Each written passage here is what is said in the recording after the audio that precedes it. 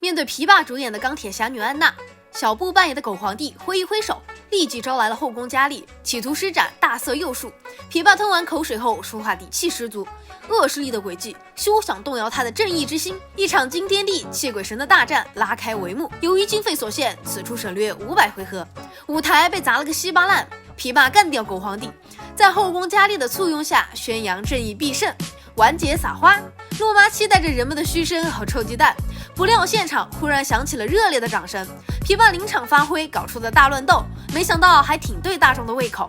洛妈愤怒地谴责大家不懂高雅艺术，只喜欢低俗套路下三滥。刚刚这场戏连个屁都不如，有什么好乐的？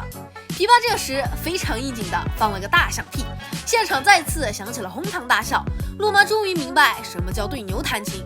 琵琶回家后嘚瑟了好久，见洛妈闷闷不乐，闹小情绪，也不知道是不是上帝显灵了，琵琶忽然情商爆表，说多亏妻子对他才华的肯定和支持，他才能在舞台上大获成功。洛妈一听这话，也不好意思再生闷气，毕竟都是老夫妻了，床头吵架床尾和嘛。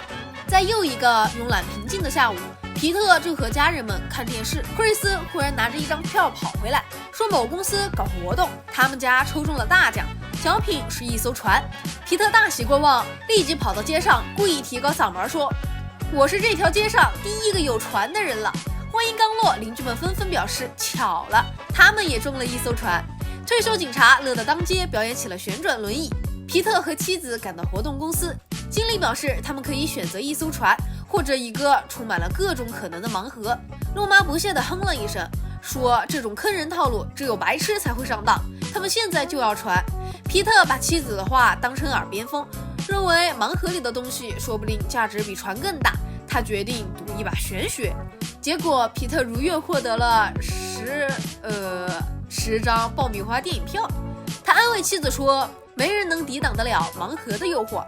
他话还没说完，邻居们就开着新船擦肩而过，在大街上转了300圈，嘚瑟得没边了。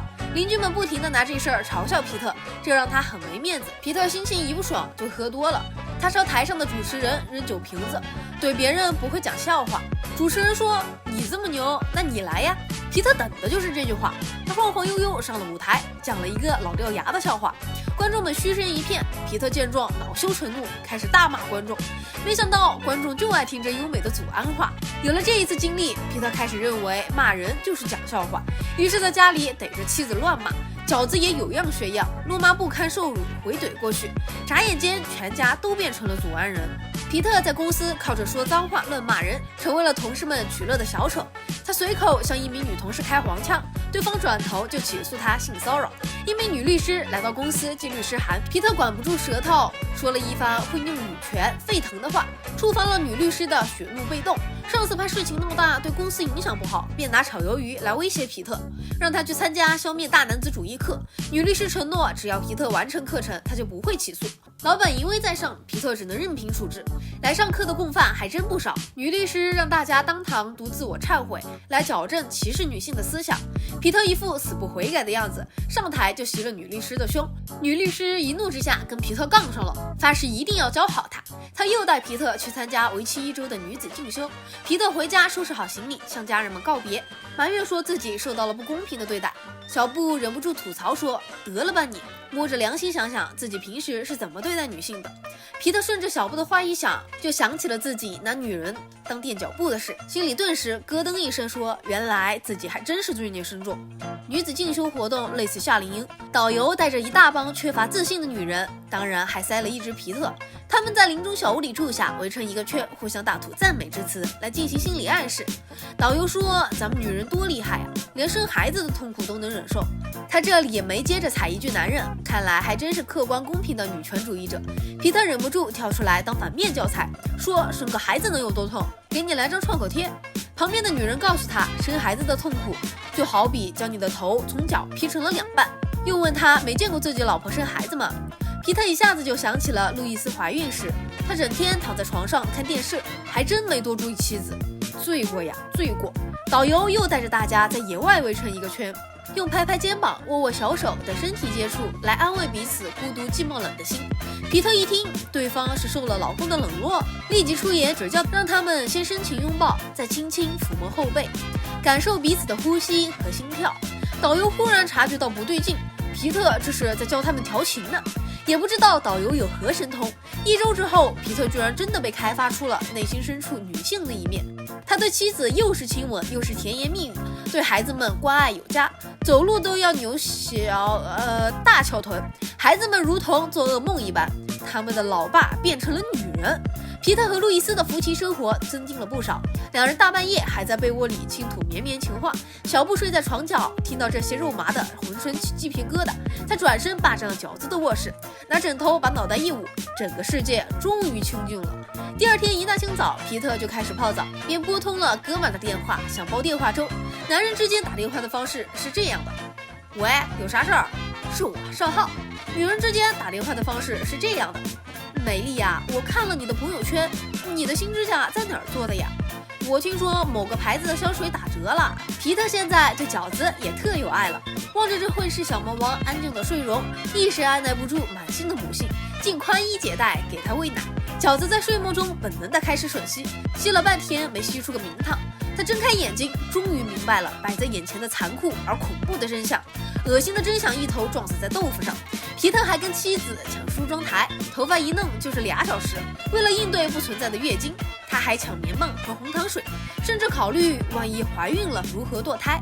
路易斯觉得丈夫入戏太深，暗示他偶尔也应该威猛一下，比如今天晚上稍微变回男人一下下。皮特没理会妻子的暗示，摸着自己的胸，企图让他们变大一点。受到冷落的路易斯敲响了倭瓜男的家门。倭瓜男可是当地有名的花花公子。他一瞧路易斯满脸的幽怨，立即熟练的开始放音乐调小酒。机关一按，家里瞬间就变成了脱衣舞酒吧，连情侣大床都准备好了。路易斯说：“我空虚寂寞了。”倭瓜男心里暗喜，蹦起了恰恰。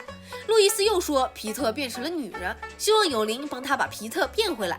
倭瓜男一听，赶紧关闭了家里的泡妞模式，拍着胸口给路易斯打包票。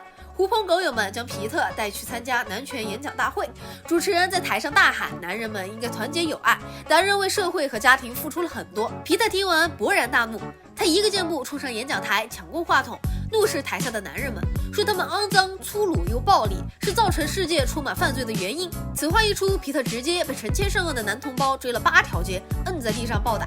不久，皮特带着路易斯去参加了女律师举办的女性交流会。路易斯受不了这里的气氛，一心想拉老公离开。皮特却跟这些同道中人聊得热火朝天，闹着要脱衣服比谁的胸更大。女律师之前听皮特讲过路易斯的情况，以为他是一个没有工作和孩子，不敢走出社会的家庭主妇，于是当众 PUA 他，想将路易斯也拉下水。他的一句只是家庭主妇激怒了路易斯。路易斯反驳说，每个人都有选择怎样生活的自由，家庭主妇和职场白领都是平等的。女律师见大道理说不过，直接开始人身攻击，挖苦说皮特不懂得尊重女性，都是因为路易斯实在不值得尊重，有这样没教养的母亲，想必儿女也不会教得好。路易斯一听，当场触发了血怒，抡起拳头就揍了上去。一场女人之间的大战开始了。路易斯和女律师扭打成一团，打得衣服都破了，浑身还淋满了奶油。皮特盯着这火辣的场景，激动的心脏都快跳出嗓子眼了。他忽然一把拎起妻子，直奔家里的卧室。在荷尔蒙的驱使下，臭男人版皮特又回来了。他躺在床上等吃等喝看电视，路易斯美滋滋地回归了他的养猪生活。